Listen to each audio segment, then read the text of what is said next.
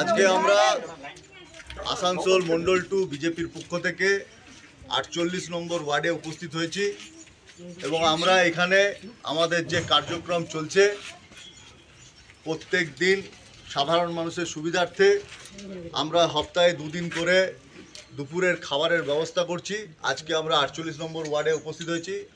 আমাদের সাথে এই ওয়ার্ডের বিশিষ্ট কার্যকর্তা ভাই আমাদের কেশুদা, তার সাথে রাজু দাস, সুমিত বর্মন এবং এখানকার সাধারণ মানুষ উপস্থিত হয়েছে এবং আজকে আমরা ছোটু আছে আমাদের।